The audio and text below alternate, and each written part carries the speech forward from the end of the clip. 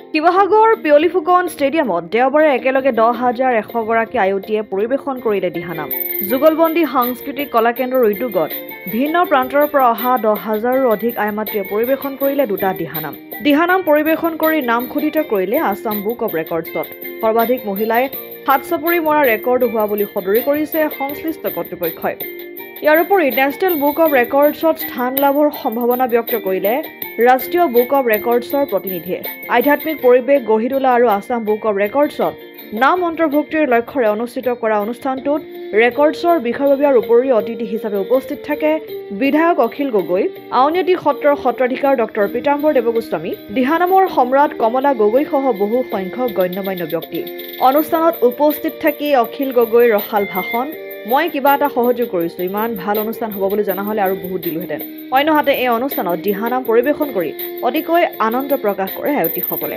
যুগলবন্দী কলাকৃষ্টি কেন্দ্ৰই ইমান ডাঙৰ অনুষ্ঠান এটা পাতিছে যে আমিয়ে ইমান ডাঙৰ অনুষ্ঠান এটা পাতিবলৈ সাহস নকৰোঁ। সঁচাকৈ আমাৰ সকলোৱে জানে যে শংকৰদেৱে তৈয়াৰ কৰি দিয়া আমাৰ যি নাম ধৰ্ম, সেই নাম ধৰ্মৰ এটা অত্যন্ত গুৰুত্বপূৰ্ণ পাৰ্ট দিহানাম। সেই দিহানামৰ আজিৰ যি পৰিৱেশন হ'ব তাৰ কাৰণে মই যুগলবন্দী কলাকৃষ্টি কেন্দ্ৰক তেখেতসকলক অভিনন্দন জনাইছোঁ। ইমান ডাঙৰ অনুষ্ঠান এটা ইমান ভালকৈ কোনো চৰকাৰী সাহায্য নোহোৱাকৈ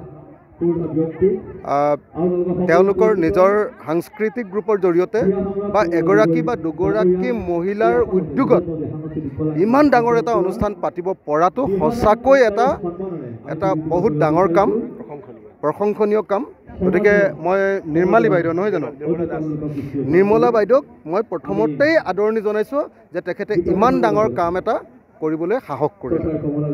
তাৰ লগতে গীতালী বাইদেউহঁতে এই গোটেই অনুষ্ঠানটোত জড়িত হৈ আছে।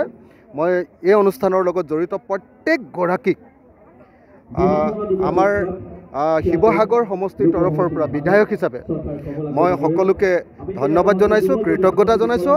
আৰু আমাৰ সমষ্টিতে আমাৰ ঠাইতে আহি এই অনুষ্ঠানটো গোটেই অল আছামৰ অনুষ্ঠানটো ইয়াতে পৰিৱেশন কৰাৰ কাৰণে, ইয়াতে অনুষ্ঠানটো ভাগি কৰাৰ কাৰণে মই তেখেতসকলক কৃতজ্ঞতা জনাইছোঁ আৰু আশা কৰিছোঁ এনেকুৱা এটা সুন্দৰ অনুষ্ঠান পৰিৱেশন কৰাৰ কাৰণে তো সমাজ আমাৰ বিশেষকৈ শংকৰী সমাজখন, গোটেই শংকৰদেৱৰ আমি যিবিলাক শিষ্য আছোঁ, গোটেই অসমীয়া জাতিটোৱে আমি শংকৰদেৱৰ শিষ্য, আমি শংকৰী সমাজখনে ডেফিনেটলি এই কথাটো সদায় চিৰজীৱন মনত ৰাখিম। শিৱসাগৰৰ পৰা ছৈয়দ মুস্তাকুৰ ৰহমানৰ ৰিপৰ্ট, অসম আদিত্য।